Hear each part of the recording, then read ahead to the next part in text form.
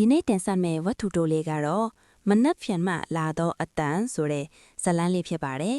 ။မိုးပဲထန်စွာရွာသွန်းနေသောရန်ကုန်မြို့၏ညတညဖြစ်သည်။ရှေးရောင်းပစ္စည်းများစုဆောင်းရသည်ကိုဝါသနာပါသောကိုမင်းတယောက်လမ်းဘေးဈေးတဲ့တဦးထံမှဝယ်လာသောတစ်သားရေဒီယိုအဟောင်းလေးကိုဖုံးတော့ကပြုတ်ဖြစ်နေသည်။ရေဒီယိုလေးမှာဟောင်းနှဲနေတော့လေအတွင်းပိုင်းရှိဝါယာကြိုးများမှာကောင်းမွန်နေသေးသည်။ကိုမင်းကပလက်ထိုးကခလုတ်ကိုဖွင့်လိုက်သည်ရှဲအတန်လိုက်ရှာသည့်ခလုတ်ကိုလှည့်လိုက်တော့အခါစူညံသောအတန်ညာချမှရှင်းလင်းပြတ်သားသောသတင်းကြည်ညံသူအမျိုးသားတဦး၏အတန်ထွက်ပေါ်လာသည်ယနေ့အောက်တိုဘာလ15ရက်နေ့နနက်ပိုင်းသတင်းများကိုတင်ဆက်ပေးပါမည်ကိုမေမျက်မှောင်ကျုပ်သွားသည်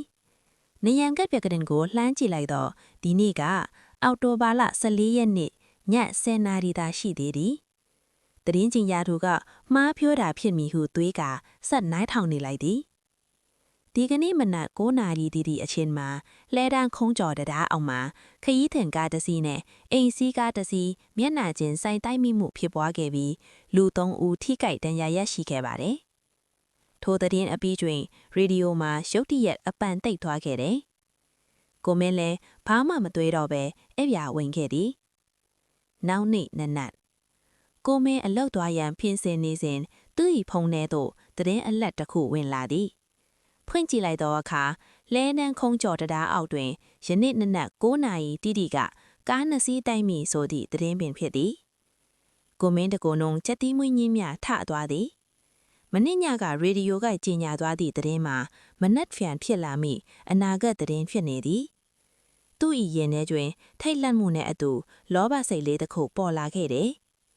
ဒီရေဒီယိုကနေမနက်ဖြန်ထွက်မဲ့ထီကနန်းတွေ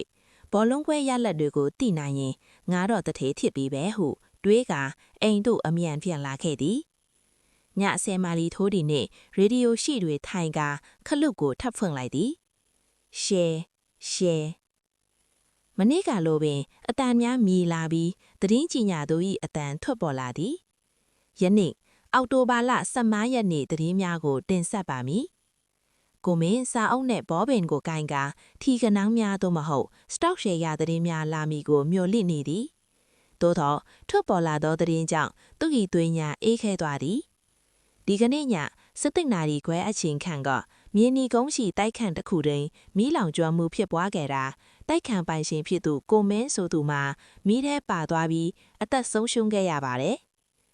ကိုမင်းအသက်ရှူရက်မတတ်ဖြစ်သွားသည်သူနာရီကိုကြည့်လိုက်သည်ည17နာရီ20မိနစ်နောက်ထပ်10မိနစ်နေလင်သူသေရတော့မည်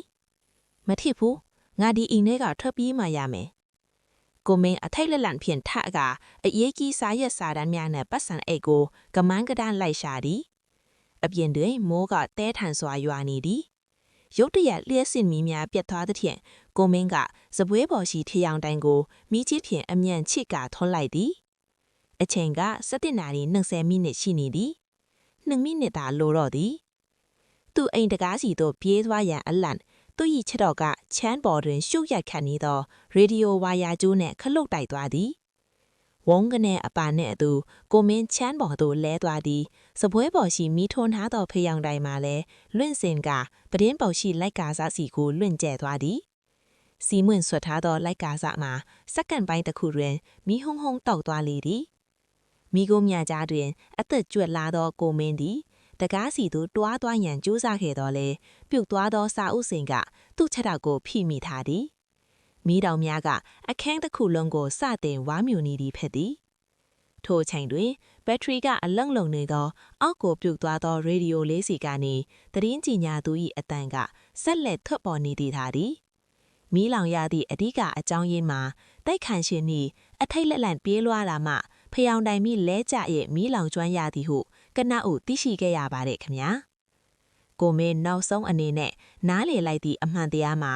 အကယ်၍သူသာအနာဂတ်ကိုကြိုမသိခဲ့ရင်အထိတ်လက်လန့်ထွက်ပြေးရန်မကြိုးစားခဲ့ဘူးဆိုရင်ဒီမီးလောင်မှုကြီးက